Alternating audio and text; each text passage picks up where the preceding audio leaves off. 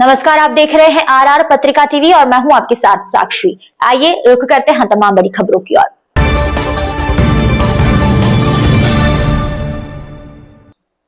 सरगरा समाज के छात्रावास में रविवार को सरगरा समाज विकास समिति सोजत के स्थानीय सदस्यों के कार्यालय में अध्यक्ष, सचिव और कोषाध्यक्ष पद के लिए चुनाव प्रक्रिया सुबह 10 बजे शुरू हुई। चुनाव अधिकारी मनोहर वाल्दिया के समक्ष अभ्यर्थियों द्वारा नाम निर्देशन पत्र प्रस्तुत किए गए।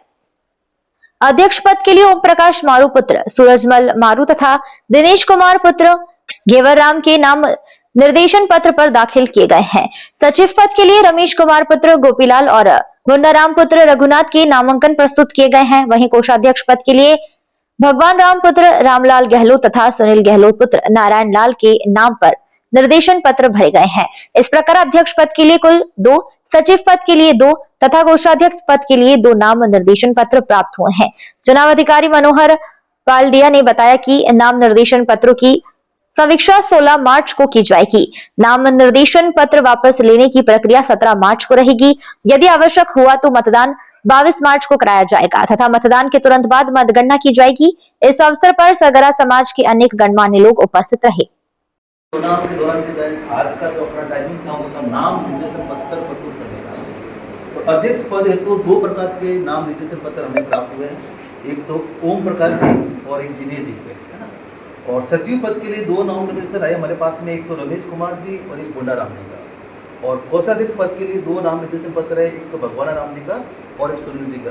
यानी कि टोटल 6 नाम निर्देशन पत्र प्राप्त हो गए।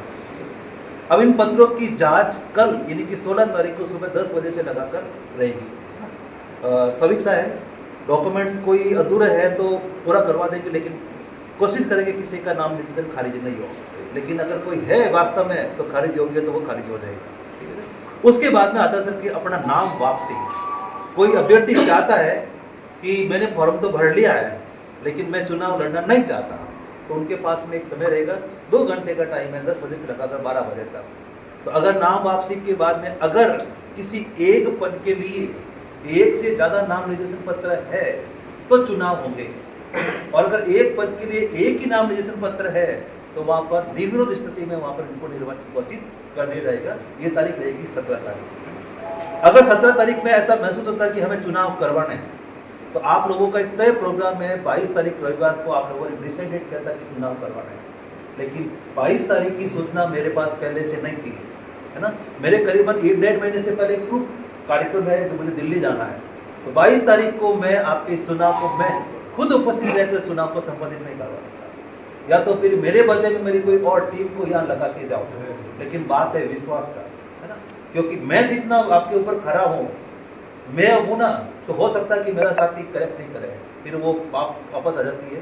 तो निवेदन ये रहेगा कि या तो 22 तारीख को आपको चुनाव करवाना है तो उपस्थित मैं नहीं रहूँगा सर यहाँ पर। और अगर आप चाहते हैं कि इस तारीख को 1, 2, 3 आगे पीछे कर लें ताकि आपको भी प्रचार प्रसार करने का अगर मौका मिल जाता है, और वैसे भी 17 तारीख के बाद में अपन 7 दिन का अगर टाइमिंग दे प्रचार प्रसार का, तो तारीख जाती है 24 तारीख। जो भी है 22, 24 या उसके बाद का वो डिसाइडेड आप अगर करते हैं तो वही तारीख चुनाव के लिए ठीक होगी। और आपका कोई विचार नहीं है तो चुनाव 22 का होगा, लेकिन उस चुनाव कार्यक्रम में मैं नहीं, मेरे कोई प्रतिनिधि यहाँ पर मौजूद होगा। आपका फैसला सर्वमान्य होगा।